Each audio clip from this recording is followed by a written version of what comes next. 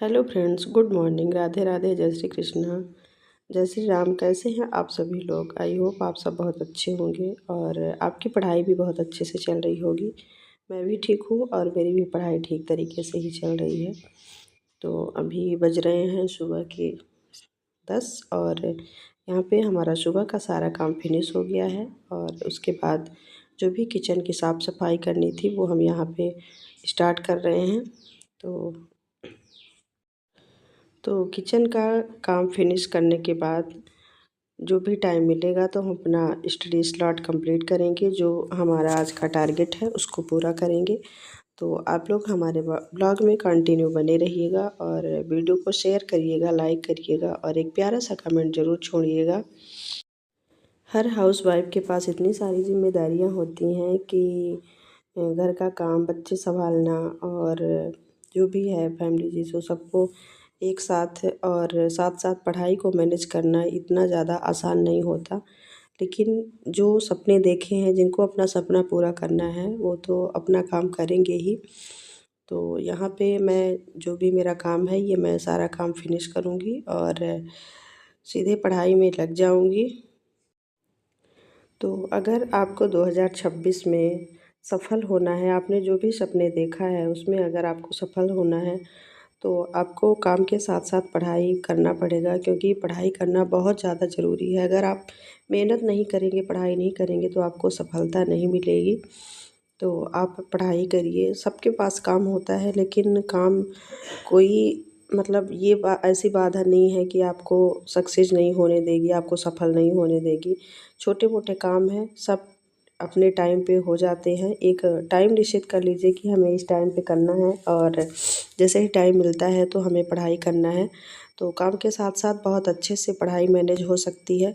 बस हाँ, ये है कि अगर आप टाइम का सही मैनेजमेंट कर रही हैं तभी हो पाएगी, वरना अगर टाइम का मैनेजमेंट आपके पास नहीं है तो आपको पढ़ने का समय ही नहीं मिलेगा। क्योंकि बहुत सारी महिलाएं हैं जो कि जो उनके पास काम रहता है तो काम के बाद जैसे ही फ्री हुई तो वहाँ पे सीधे वो फ़ोन चलाना स्टार्ट कर देती हैं, फालतू में टाइम गंवाना इधर उधर। तो ऐसा आपको नहीं करना है। आप एक टाइम मैनेजमेंट सेट करिए कि हमें इस टाइम पे ये करना है। तो यहाँ पे मेरा सारा काम हो गया था और मैं आ गई थी पढ़ने। तो यहाँ पे मेरी लाइव क्लास चल रही थी तो वही मैं सोची कि जो भी मेरे पास 1 डेढ़ घंटे टाइम बचे हैं तो मैं कर लेती हूँ। और यहाँ पे अभी बच्ची की छुट्टियाँ चल रही हैं तो वो भी हमारे साथ पढ़ाई करने बैठी हैं। क्योंकि देखिए, अगर आपके घर में बच्चे हैं तो बच्चे वही सीखते हैं जो आप करते हैं। तो यहाँ पे मैं पढ़ने बैठी थी तो वो भी बोली मम्मा मुझे भी पढ़ना है, तो ये भी अपना लेके बैठ गई। उसे पढ़ें या ना पढ़ें, लेकिन अगर सामने वाले को देख रहे हैं बच्चे कि हाँ हमारे घर में लोग पढ़ने बैठे, मतलब जो भी आप काम करेंगी बच्चे वही देखेंगे और वही करने के लिए उत्साहित होते हैं। तो पढ़ाई करते करते फिर शुभी को लगाई भूख तो वो गई खाना निकालने और आज खुद से वो खाना निकाल के लाएंगी और खाएंगी। तो यहाँ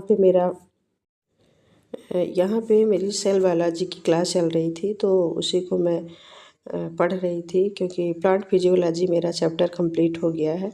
अब सेल बायोलॉजी को स्टार्ट कर रहे हैं तो यहाँ पे अभी लाइव क्लास लेंगे। उसके बाद लाइव क्लास ख़त्म होने के बाद फिर मैं एनसीईआरटी बुक से थोड़ी सेल बायोलॉजी का पढ़ूँगी। रेफरेंस बुक है मेरे पास तो उसी से मैं कंप्लीट करूँगी। तो देखिए, हर हाउसवाइफ के बच्चे होते हैं, किसी के छोटे रहते हैं, किसी के बड़े हो जाते हैं, तो आपको बच्चों के साथ मैनेज करना पड़ेगा अपनी पढ़ाई को। ये कोई ऑप्शन नहीं है कि हमारे पास टाइम नहीं है, हमारे बच्चे परेशान करते हैं। देखिए, जिनके बच्चे रहते हैं तो सब परेशान करते हैं, सबके बच्चे इतने शांत नहीं होते हैं, शैतानी होते हैं। पर उनके साथ आपको अपनी पढ़ाई जारी रखना है, पढ़ाई करना है। नहीं ज़्यादा टाइम मिलता, थोड़ा थोड़ा समय मिलता है, उसी समय का आप सदुपयोग करिए और पढ़ाई करिए।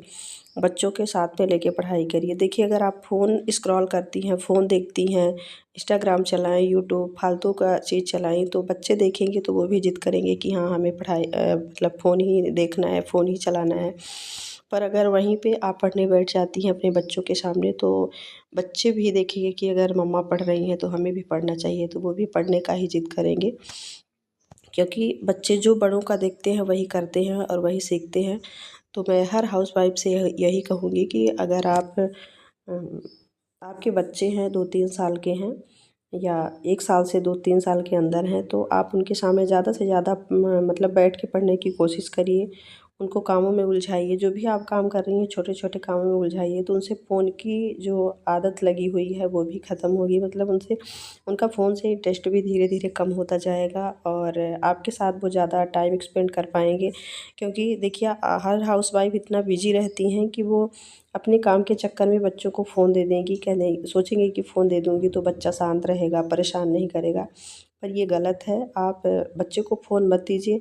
अगर आप काम कर रही हैं तो उसको काम में उलझाइए, उसको बोलिए कि ये हमारे साथ ये काम कराओ, तो काम में उलझाइए।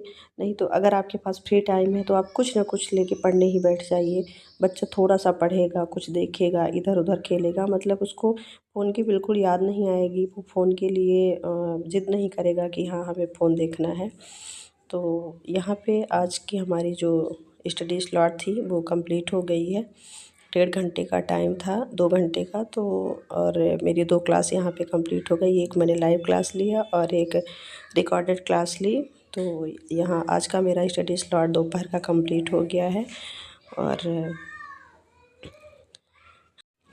तो यहाँ से आप होती है हमारे ब्लॉग की एंडिंग। फिर हम आपको मिलेंगे ऐसे ही मोटिवेशनल वीडियो के साथ। Thank you so much.